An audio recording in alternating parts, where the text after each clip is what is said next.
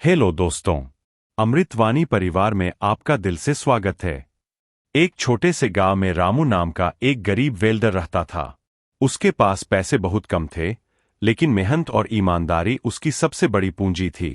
सुबह से शाम तक वह लोहे के गेट, दरवाजे और छोटे छोटे औजार वेल्डिंग करके लोगों का काम करता। रामू का सपना था कि उसका बेटा पढ़ लिखकर बड़ा आदमी बने, लेकिन रोज की कमाई बस रोटी और गुजारे लायक ही होती। फिर भी रामू कभी धोखा नहीं देता।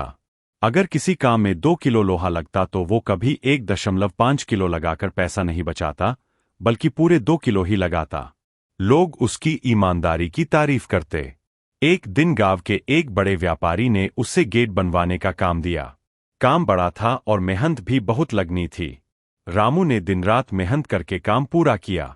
जब व्यापारी ने गेट देखा तो बहुत खुश हुआ, लेकिन गलती से उसने रामू को मेहनताने के 10,000 की जगह 20,000 रुपए दे दिए।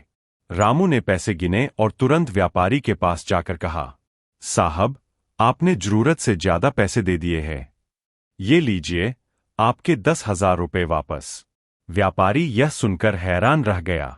उसने कहा, रामू, अगर तुम चाहो तो ये पैसे रख सकते थे, किसी को पता भी नहीं चलता।